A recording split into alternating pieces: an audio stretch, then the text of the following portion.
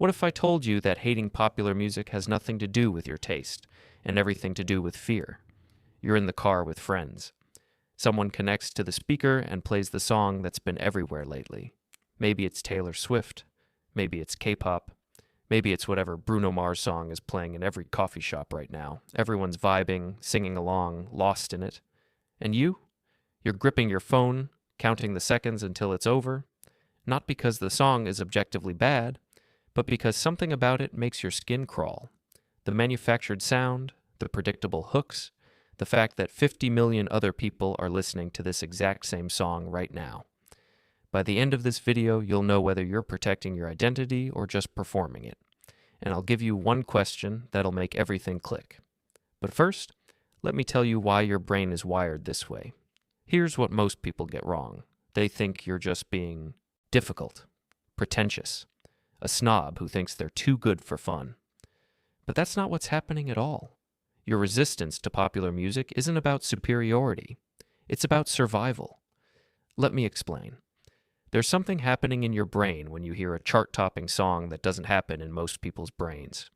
And it's not about the music itself. It's about what the music represents. But before I tell you what that is, you need to understand how most people experience popular music. For most people, music is background noise. It's a vibe.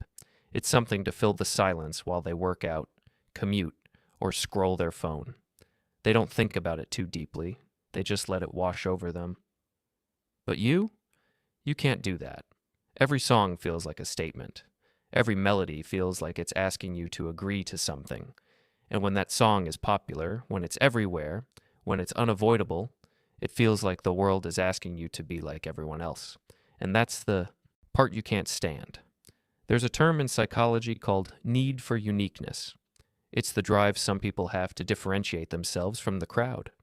Not because they think they're better, but because blending in feels like disappearing. Yeah, when you're high in this trait, popular things carry a hidden cost. They stop being about the thing itself and start being about what accepting that thing says about you. If you like what everyone likes, what makes you you?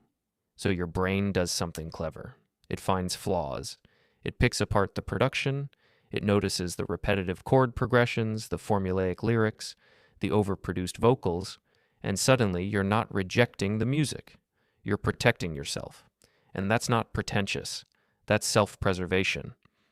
But here's where it gets complicated, because there's a version of this that's healthy and a version that's not. And most people who hate popular music don't know which one they are. Think about how mainstream music actually works. It's engineered for mass appeal. Predictable structures, catchy hooks, lyrics that are just vague enough for anyone to project their feelings onto. It's designed to be liked by as many people as possible. And if you've spent years building an identity around not being like everyone else, that design feels threatening. Because if you admit you like it, you're admitting you're predictable. Easy to manipulate, just another algorithm-fed consumer, so you double down, you find the obscure artists.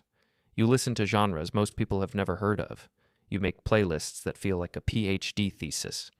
And every time someone asks, what kind of music do you like? You give an answer that makes them regret asking.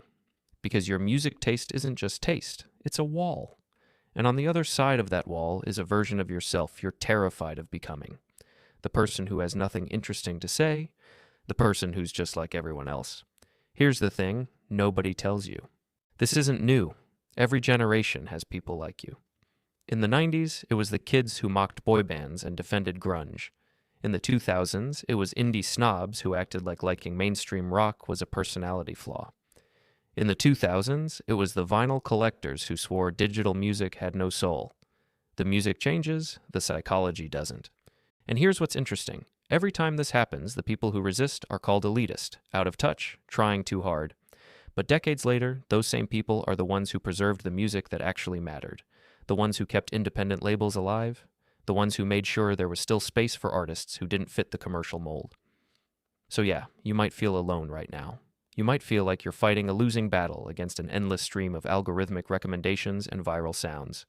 But you're part of a lineage, a quiet resistance that's been happening for generations. And whether you realize it or not, that resistance matters.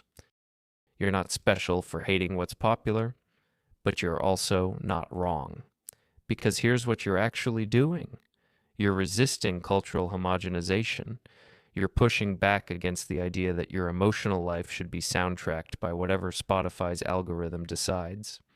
You're creating space for art that doesn't have to please everyone to matter. And there's something else. When you refuse to let algorithms tell you what to feel, you're training your brain to trust itself.